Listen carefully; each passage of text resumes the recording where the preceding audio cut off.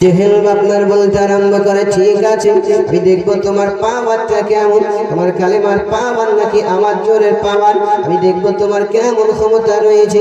এখন আপনার আবু জেহেল যেন প্রহরীদেরকে ডাকতে আরম্ভ করে, প্রহরী তোমরা তাড়াতাড়ি করে এসো, বেলালের হাত দুখানা তোমরা বেঁধে দাও, বেলালের হাত দুখানা বাঁধার পরে তোমরা ঘোড়ার পায়ের সঙ্গে বেঁধে দাও, বেলালকে আপনার টানতে আরম্ভ করবে। বেলাল যেন বাবা হাত দুখানা বেঁধে দিয়েছে, বেলালের হাত দুখানা বাঁধার পরে বাবা ঘোড়ার সঙ্গে আপনার বেঁধে দিয়েছে।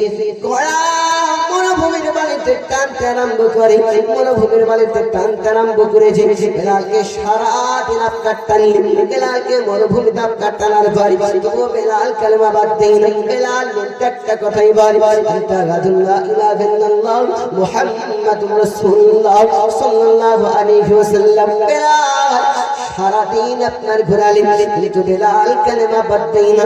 ঘোড়ার কাছে নিয়ে আসার পরে বেলালকে বলে, বেলাল তুমি কি কালেমা এবার বাদ দিবে? বেলাল একটাই কথাই বলে, আমি বেলাল আমার নবী পাককে আমি কথা দিয়েছি, আমার রাসূলকে আমি জবান দিয়েছি, বেলাল আমার জীবন দিতে রাজি, কিন্তু আমি বেলাল কালেমা ছাড়তে রাজি না। বলে ঠিক আছে আমি আরো দেখবো তোমার কেমন পাওয়ার। হঠাৎ করে আবার যেন বলে, ঠিক আছে আমি দেখি তোমার কেমন পাওয়ার রয়েছে। বেলালকে বলতেছে, আবার প্রহরীদেরকে ডাকতে আরম্ভ করে, বলে প্রহরীরা তোমরা শোনো, তোমরা বেলালকে ধরো, আর ধরে নেওয়ার পর মরুভূমির বাড়িতে শুয়ে দাও। বেলাল মরুভূমির বাড়িতে চটপট করবে, বেলাল একটু তাপ লাগবে, বেলাল একটু তাপ বুঝতে পারবে, গরম গরম ভাব লাগবে বেলালকে। বেলাল কালেমাটা ভুলে যাবে, বেলাল কালেমাটা বাতিয়ে দেবে। প্রহরীরা আপনার নেওয়ার পরে বেলালকে আপনার শুইয়ে দিয়েছে। বেলাল তবুও কালেমা বাড়তেই না, বেলাল কালেমা তবু পড়তে আরম্ভ করে। বেলাল আল্লাহ জিকির করে, আশহাদুল্লাহ ইলাহা ইল্লাল্লাহ বলে জিকির করে। বাবা হঠাৎ করে আবার খবরে গেল, ও আবু জেহেল বেলাল কালেমা বাড়তেইনি, বেলাল কালেমা বাড়তিছে না। বলে তাই নাকি? এক কাজ করো, তোমরা 50 কেজি ওজনের মতো পাথর নিয়ে নাও। তোমরা 50 কেজি ওজনের মতো পাথরটা নিয়ে যাওয়ার পরে তার বুকের উপর চাপিয়ে দাও, দেখবে বেলাল কালেমাটা বাড়তিয়ে দেবে, বেলাল কালেমাটা ভুলে যাবে। এই কথা যেই না বলেছে, প্রহরীরা আপনার 50 কেজি মতো ওজনের বাবা পাথর নিয়ে চলে গেল, আর বেলালের বুকের উপর চাপিয়ে দেয়। কিন্তু বেলাল কালেমা বাদ দেয় না, বেলাল কালেমা ছাড়তে পারে না। বেলাল মুখে একটাই কথা বলে, আশহাদুল্লাহ ইলাহা ইল্লাল্লাহ মুহাম্মাদুর রাসূলুল্লাহ বলি। বেলাল তো মোট কালেমা পড়তে আরম্ভ করে। আবার আপনার খবর চলে এলো, আবার আপনার খবর তার কাছে আসলো, আবু জেহেল বেলাল এখন পর্যন্ত কালেমা বাদ দেয় না, বেলাল কালেমা কিন্তু বাদ দেয় না। বলে ঠিক আছে কি করা যাবে, কি করা যাবে?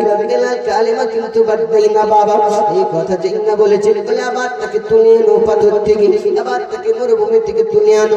তাকে যেই না তুলে এনেছে বাবা, তুলে আনার পরে বলে তার হাত দুখানা টান করে ধরো, আর হাতে পাটা মারো, তার জিবাটা টান করে ধরো, তার জিবাটাতে পেরেকটা মেরে দাও।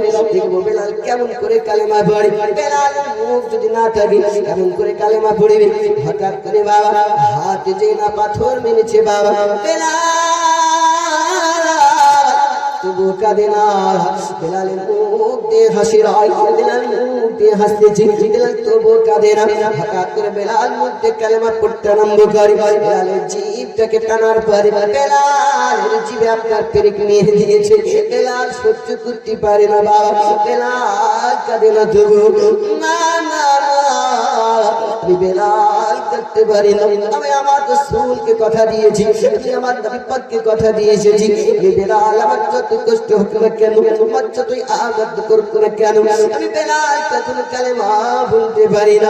যতই কষ্ট দিয়েছে না কেন, অন্তর থেকে বেলাল আল্লাহ আল্লাহ জিকির করতে আরম্ভ করে, অন্তর থেকে জিকির করতে আরম্ভ করে। এত কষ্ট দেওয়ার পরেও বেলালকে আপনার কিছুই করতে পারলেন না, কোনো বেলালের কালেমা ছড়াতে পারলো না। হঠাৎ করে উমাইয়া বলছে, আপনার দ্বারা তো আর হবে না। আবু জেহেলের বিষটা উঠবে না, আবু জেহেল চলে গেল। কিছুদিন পরে ওই পথ দিয়ে আপনার একজন চলে যাচ্ছে, সফর করতেছে, যাওয়ার পরে উমাইয়ার বাড়িতে দেখছে বেলালকে অনেক কষ্ট দেয়।